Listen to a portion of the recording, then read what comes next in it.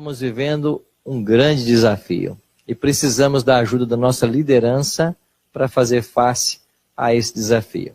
Antes, porém, mais uma oração. Orar não quer demais, né? Vamos orar? Nosso Pai querido, muito obrigado por estarmos reunidos nesta manhã.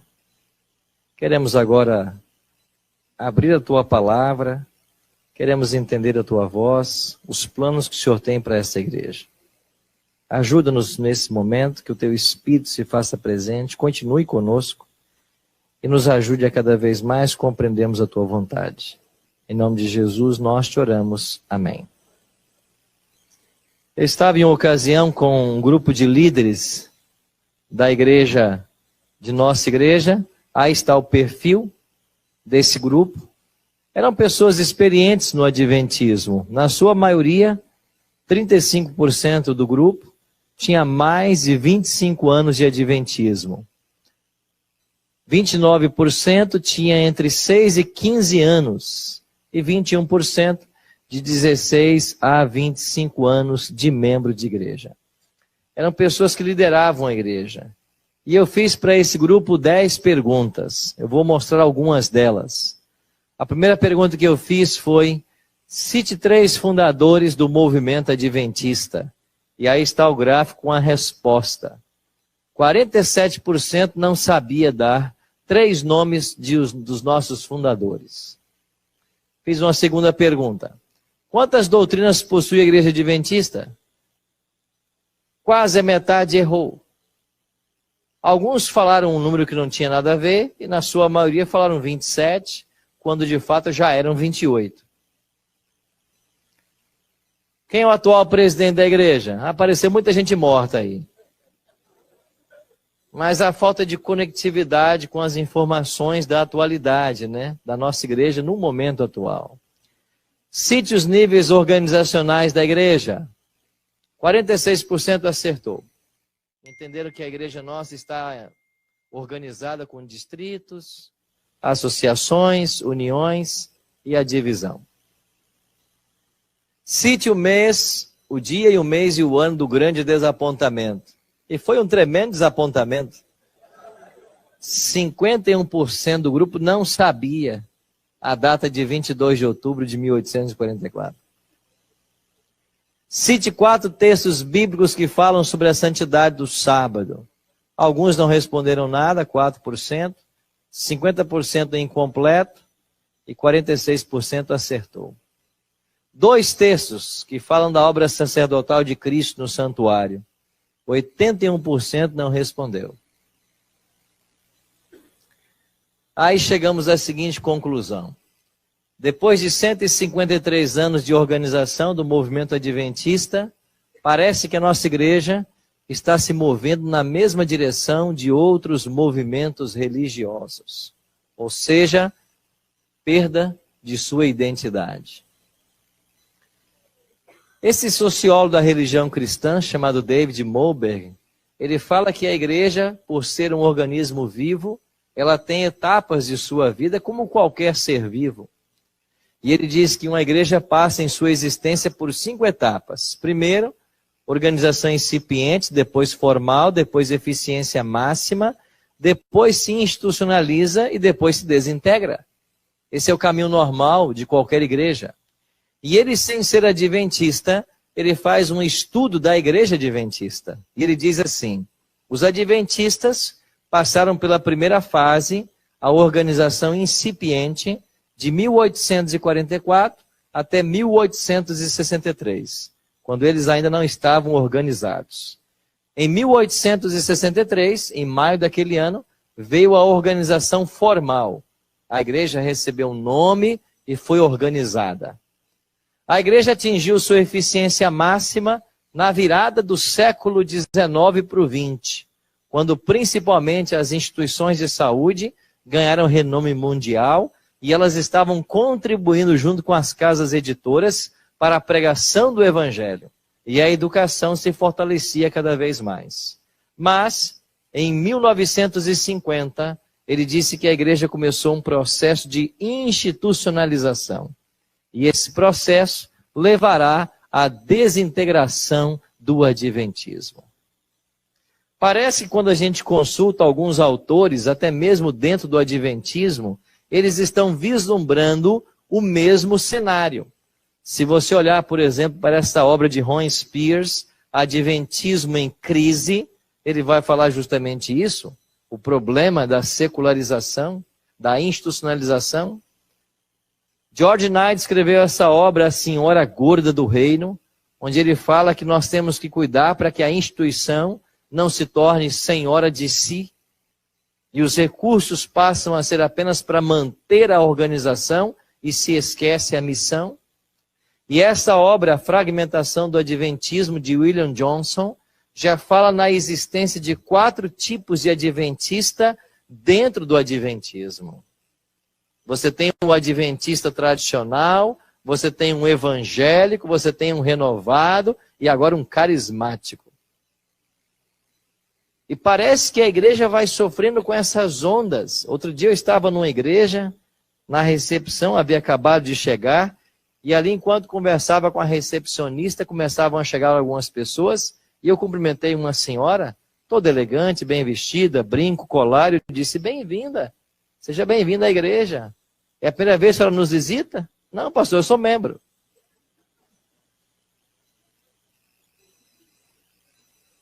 A igreja que você conheceu há 30 anos atrás é a mesma de hoje?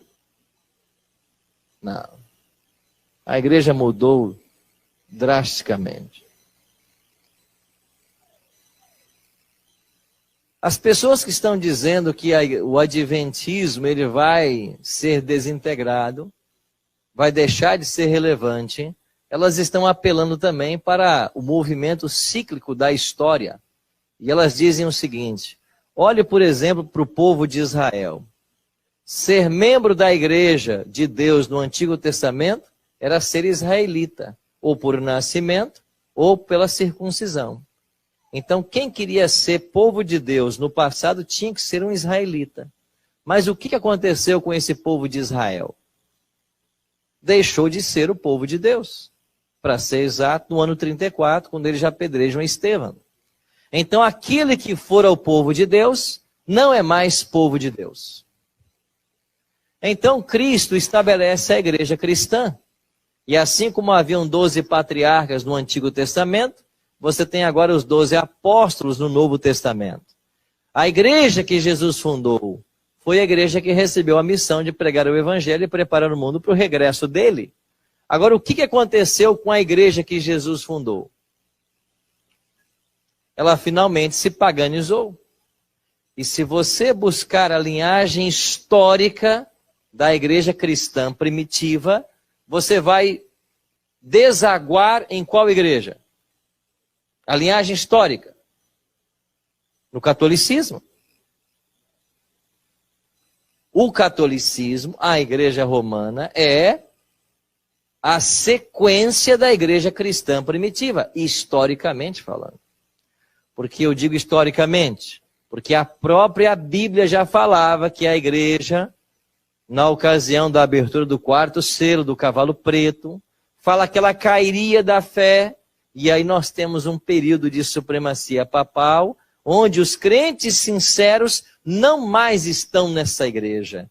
E eles são levados por Cristo para o deserto por 12 séculos. Então aquele que era o povo de Deus deixa de ser e agora passa a ser a igreja do deserto. Este é o povo de Deus. Então nós chegamos na Reforma Protestante. Martinho Lutero, Zwingli, Wycliffe, Knox, Hus e outros, eles eram a igreja de Cristo na Idade Média, a igreja do deserto. E nós celebramos agora, há poucos dias, 500 anos de Reforma Protestante. Mas o que aconteceu com a igreja, a reforma? Ela não fez todas as reformas que pretendia. E você sabe que o movimento de reforma cometeu excessos, até levando pessoas à morte em nome da fé. Então, a igreja não reformou aquilo que se pretendia. Então, o movimento da reforma também passou. E então chegou o movimento millerita, como cumprimento das 2.300 tardes e manhãs, você tem então o movimento milerita. E do movimento milerita surge o movimento adventista. O nosso nascimento encontra suas raízes no movimento milerita. E agora vem a pergunta: será que nós também seremos substituídos, assim como foram estes movimentos do passado? No livro A Mão de Deus ao Leme, escrito por Enoque de Oliveira, no seu prefácio, feito por Joel Sarli, ele diz assim: a história dos organismos religiosos ensina que a terceira geração de membros enfraquece a textura do movimento porque perde o contato com os fundamentos cridos e defendidos pelos pioneiros. Ele está dizendo o seguinte: quanto mais distante de Ellen G. White, quanto mais distante de Tiago White, de Uriah Smith, Bates, quanto mais distante desses homens, mais líquida se torna a religião. Nós vamos perdendo a textura do movimento. Eles até usam Ellen G. White. Parábola de Jesus, 304. Por não haver cumprido o propósito de Deus, os filhos de Israel foram abandonados e o convite divino foi estendido a outros povos. Se esses também se provarem infiéis, falando ela do adventismo, não serão da mesma maneira rejeitados? Então a pergunta que nós temos que responder hoje é: poderia a Igreja Adventista do Sétimo Dia ser substituída por um movimento mais leal à revelação divina? Será que, a exemplo da história, a nossa igreja também vai perder a sua relevância e Deus vai levantar um outro movimento mais leal à revelação divina? Para responder essa pergunta, nós precisamos considerar 3 fatores. O primeiro deles, a natureza profética do movimento adventista. E para cada fator, eu queria usar 2 textos da Bíblia. Vamos começar com Daniel 8,14. Esse texto você sabe de cor, não sabe? Não precisa nem abrir a Bíblia. O que diz lá? Ele me disse: até 2.300 tardes e manhãs e o santuário será purificado. Ellen G. White disse assim: o único erro de Guilherme Miller foi achar ou pensar como pensavam as pessoas da sua época, que a purificação do santuário representava a volta de Jesus. Esse foi o erro de Miller. E eles passaram a crer que Jesus voltaria no dia 22 de outubro de 1844. Apocalipse capítulo 10, versos 8 a 11. Esse texto eu queria ler com vocês. Abra sua Bíblia aí. Apocalipse capítulo 10, versos 8 a 11.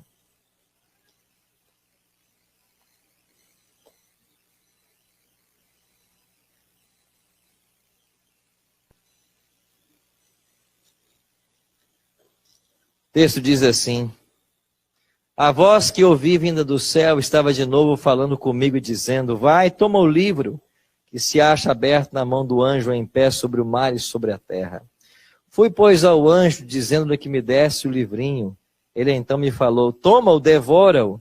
Certamente ele será amargo no teu estômago, mas na tua boca será o quê? Doce como mel. Tomei o livrinho da mão do anjo e o devorei. Na minha boca era doce como mel. Quando, porém, o comi, no meu estômago ficou o quê? Amargo. Verso 11. Então me disseram: é necessário que ainda faças o quê?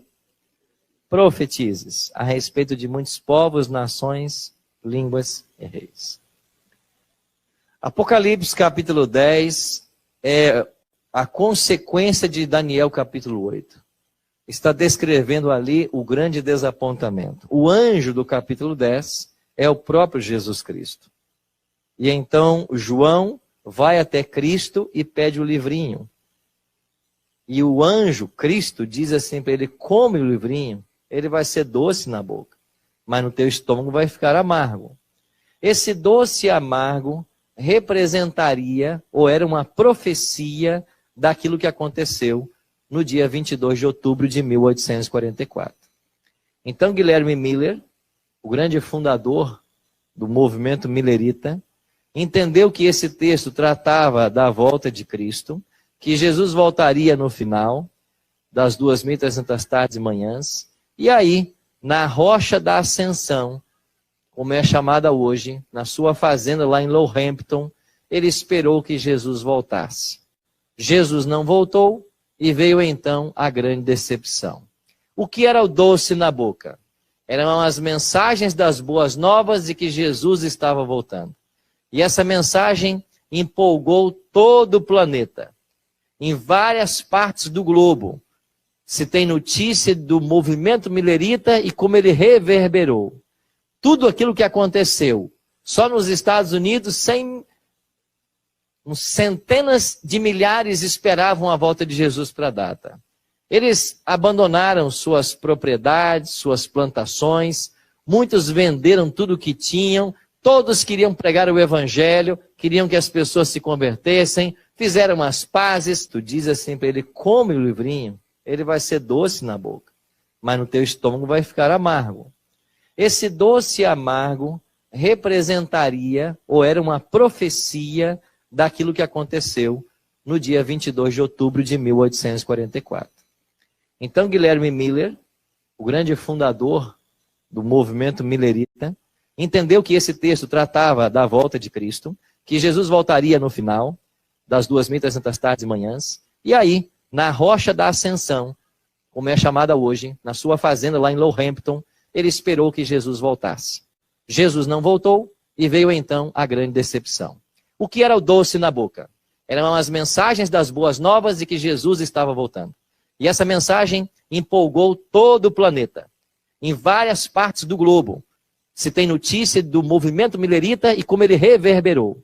Tudo aquilo que aconteceu. Só nos Estados Unidos, centenas de milhares esperavam a volta de Jesus para a data.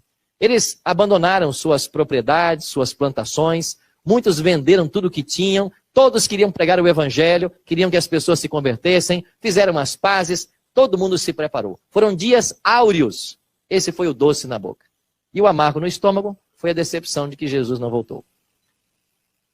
Depois eles entenderam que eles estavam corretos com relação à data, mas errados com relação ao evento. Não era a volta de Cristo, mas o início do juízo no santuário celestial. A passagem de Cristo de sacerdote para sumo sacerdote. Mas Miller, ou melhor, o movimento millerita, vai começar a ter essa compreensão no dia seguinte, 23 de outubro, quando Irã Edson tem a visão do milharal. Quando ele vê ali Cristo passando do santo para o santíssimo, e ele volta a estudar a Bíblia com seus colegas, e então ele trouxe para o povo esta mensagem. Guilherme Miller construiu essa pequena capela aí na sua fazenda, pastoreou algumas famílias até o 20 de dezembro de 1849, quando ele morre. E Ellen G. White, nos primeiros escritos, página 258, escreveu: anjos vigiam o precioso pó desse servo de Deus, e ele ressurgirá ao som da última trombeta. Aí está a sepultura de Miller. Eu já visitei algumas vezes essa sepultura. E é interessante você estar ali, saber que existem anjos ali, mesmo que você não possa vê-los. E o que eles fazem ali? Eles estão guardando o pó de Guilherme Miller. Será a igreja adventista substituída por um outro movimento mais leal à revelação divina? Não. E por que nós não seremos? Porque nós somos uma igreja que tem identidade profética. Nós nascemos no dia em que a profecia apontou para que nós nascêssemos. A igreja de Deus, que estava no deserto, oculta por 1260 anos, ela deveria em algum momento voltar para o cenário mundial. E isso aconteceu 46 anos depois da prisão do Papa, em 1844. Aí a igreja passa pelo grande desapontamento, e a igreja agora se vê como cumprimento profético de Apocalipse 10, 11. Porque depois que termina o amargo no estômago, qual é a mensagem que vem para a igreja? É necessário que ainda, o quê?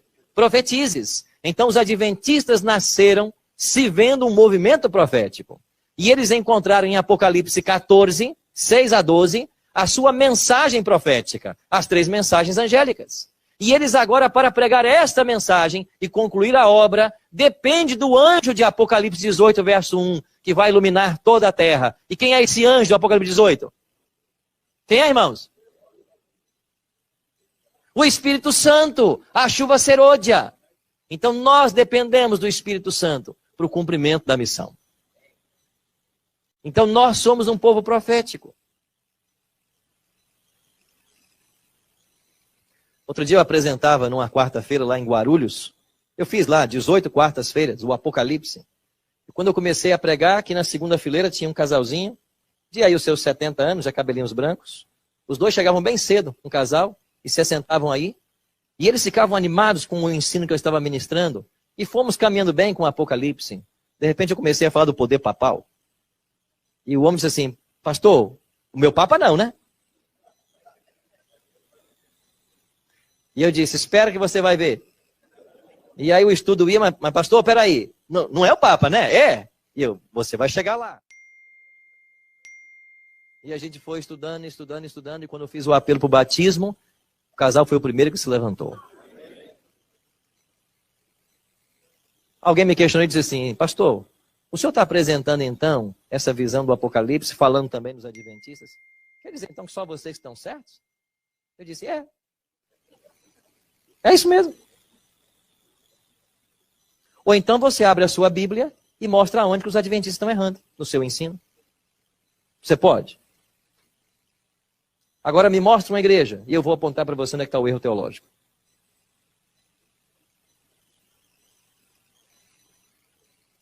Eu estava na minha sala outro dia, o pastor Frederico Branco, que de vez em quando apresenta Lugar de Paz, trabalha comigo também, e disse assim, pastor, tem um homem querendo falar com o senhor pode recebê-lo?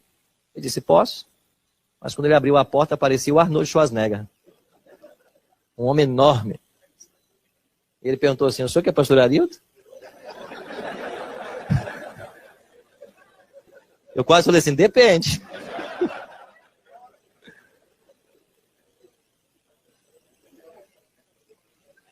Ele disse assim, eu vim aqui só com uma pergunta para vocês. Vocês acreditam no que vocês pregam? Ou vocês são pagos para ensinar? Eu disse, não, aqui ninguém é pago para ensinar, não. E a gente acredita no que a gente prega. Ele falou assim, se vocês acreditam no que vocês pregam, eu quero ser um adventista do sétimo dia. Porque eu sou cristão há 29 anos. E em 29 anos eu já passei por 7 igrejas. Mas há 6 meses eu comecei a assistir a Novo Tempo. E eu nunca aprendi o que vocês estão ensinando. E o Espírito de Deus me impressionou a tal ponto essa manhã, que eu peguei o endereço de vocês na internet, coloquei no meu GPS e vim parar aqui. Eu tinha que saber que vocês são reais. Porque se vocês existirem, e se vocês de fato acreditarem que vocês pregam, eu quero ser um membro dessa igreja. Eu perguntei assim, quem é o senhor? Ele falou assim, sou um coronel do Exército Brasileiro. O senhor é coronel do Exército? E o que está fazendo aqui no Vale do Paraíba? Ele disse assim, existem 2 empresas que produzem armamentos para o Exército Brasileiro. E nenhum míssil, nenhum Hammer, nenhum tanque de guerra sai para o Exército sem a minha assinatura. E esse homem que tem acesso aos líderes das Forças Armadas desse país, nesse exato momento está se sentado num banco de igreja, lá em São José dos Campos, como um adventista batizado.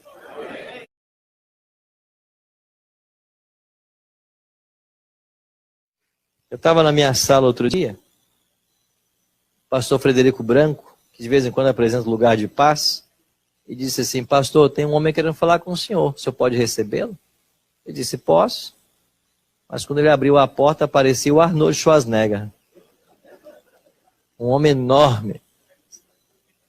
Ele perguntou assim, o senhor que é pastor Arilton?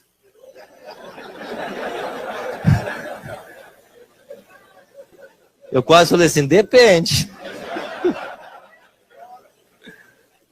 Ele disse assim, eu vim aqui só com uma pergunta para vocês. Vocês acreditam no que vocês pregam? Ou vocês são pagos para ensinar? Eu disse, não, aqui ninguém é pago para ensinar, não. E a gente acredita no que a gente prega. Ele falou assim, se vocês acreditam no que vocês pregam, eu quero ser um adventista do sétimo dia. Porque eu sou cristão há 29 anos. E em 29 anos eu já passei por 7 igrejas. Mas há 6 meses eu comecei a assistir a Novo Tempo. E eu nunca aprendi o que vocês estão ensinando. E o Espírito de Deus me impressionou a tal ponto essa manhã, que eu peguei o endereço de vocês na internet, coloquei no meu GPS e vim parar aqui. Eu tinha que saber que vocês são reais. Porque se vocês existirem, e se vocês de fato acreditarem que vocês pregam, eu quero ser um membro dessa igreja. Eu perguntei assim, quem é o senhor? Ele falou assim, sou um coronel do Exército Brasileiro. O senhor é coronel do Exército? E o que está fazendo aqui no Vale do Paraíba? Ele disse assim, existem 2 empresas que produzem armamentos para o Exército Brasileiro. E nenhum míssil, nenhum Hammer, nenhum tanque de guerra sai para o Exército sem a minha assinatura. E esse homem que tem acesso aos líderes das Forças Armadas desse país, nesse exato momento está se assentado num banco de igreja, lá em São José dos Campos, como um adventista batizado. E sabe o que ele disse para mim outro dia? Pastor, eu sirvo no Exército há 35 anos. E eu me logo quase todos os dias num sistema de defesa. Mas uns dias atrás eu achei curioso. Eu fui me logar no sistema do Exército e pela primeira vez em 35 anos ele perguntou assim, qual é a sua religião? E enquanto eu não coloquei que eu era adventista, ele não prosseguiu. Então se eles quiserem saber onde eu estou, agora eles sabem. –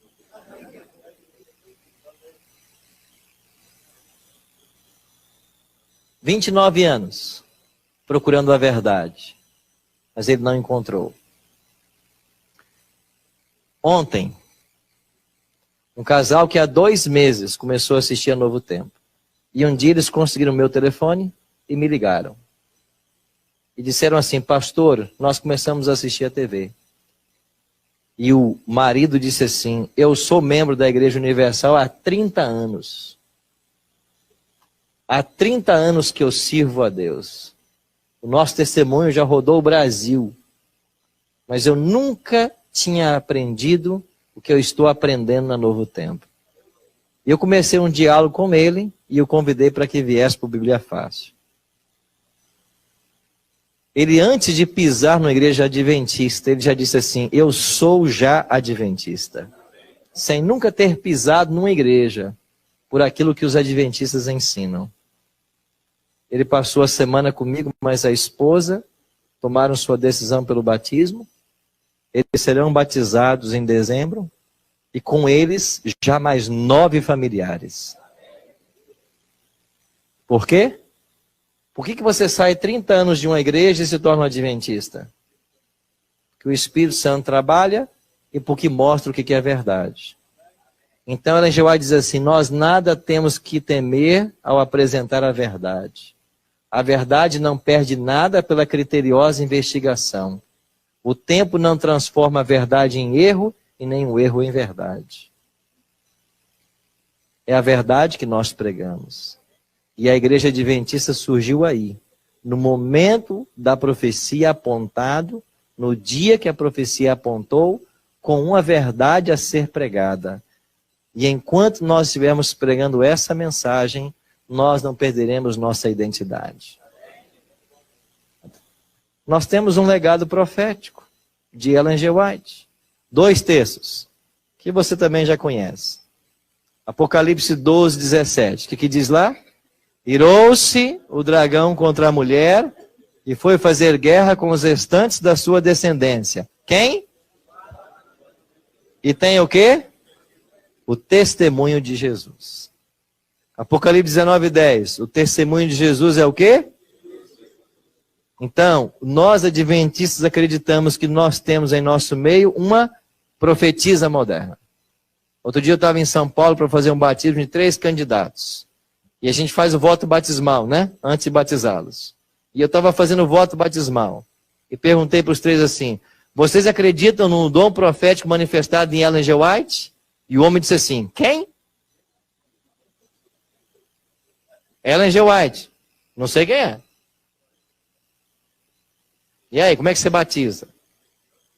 Aí tive que dar um estudo relâmpago sobre o dom profético. E agora? Agora eu aceito. Então tá bom, então vamos batizar. Muitos líderes, muitos instrutores bíblicos, quando chegam na lição de Ellen G. White, eles pulam. E sabe por quê? Porque tem medo de falar sobre Ellen G. White. E não sabem eles um pouco da história extraordinária que essa mulher tem. O diabo, sabendo que Deus levantaria um profeta, tentou levantar vários.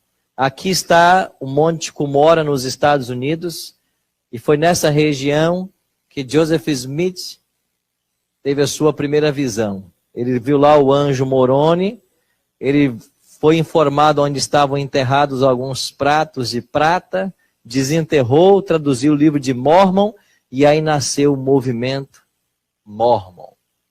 O profeta, Joseph Smith. Que ano morreu Joseph Smith? 1844. George Knight diz que na década de 1840, havia só nos Estados Unidos 5.000 pretensos profetas. E no meio dessa miscelânea profética, Deus precisa levantar o autêntico profeta. Chamou Reza Foz, depois chamou William Foy, e eles não deram prosseguimento ao chamado, e foi nessa casa da família Elizabeth Hines que Deus chamou a jovem de 17 anos, Ellen Golden Armon. Quem foi Ellen G. White? Casou-se com esse galã aí, bonitão, né? Em 1846, nessa casa moraram com os 4 filhos, aí está a cama deles. Aqui ela passou muito do seu tempo escrevendo. Por que a igreja adventista crê em Ellen G. White como profetisa? Primeiro, por causa de sua visão sobrenatural. Um dos hobbies dela, quando estava cansada de escrever, era andar de charretes, andar de carroça. Ela também se locomovia, ia para as campais. Em uma ocasião, ela tinha que pregar numa campal, era inverno, o rio estava congelado e a ponte foi interditada. E então o cocheiro disse assim: irmão White, a gente não vai poder seguir viagem porque a ponte está interditada. Ela disse: não, mas eu tenho que pregar. Então você pega o cavalo e a carroça e joga sobre o gelo. Ele disse: mas irmão White, quando o cavalo pisar, todos afundaremos. Ela disse: não, pode ir. E o cavalo foi, passar em cima do gelo, sair do outro lado e nada aconteceu. Visão sobrenatural. Aqui está ela pregando na inauguração do sanatório de Loma Linda, na Califórnia.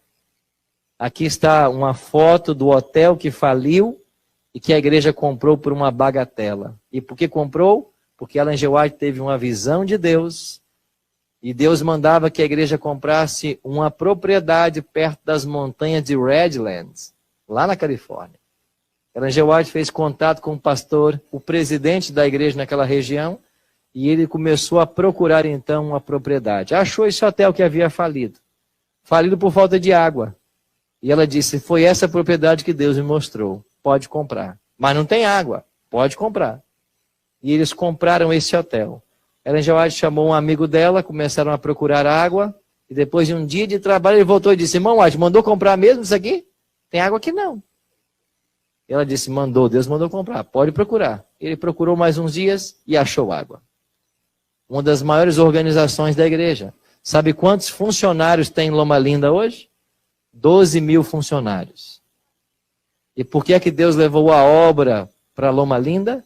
Porque nesse mesmo período começou a crise panteísta com o Dr. Kellogg lá em Battle Creek. E para que a obra não parasse, Deus tirou o epicentro de Battle Creek e colocou na Califórnia. E foi daí que saíram os recursos para continuar a igreja na sua missão. E você vai se lembrar que o primeiro navio missionário que a igreja enviou, o Pitcairn, saiu das baías de São Francisco, na Califórnia. E foi esse hospital que manteve as missões por muito tempo. Força sobrenatural. Ela segurou essa Bíblia, que eu estou segurando aqui por cerca de meia hora, não é isso? Não, a Bíblia tem cerca de... É isso mesmo. A Bíblia tem cerca de 8 quilos. E ela segurou ela por cerca de meia hora.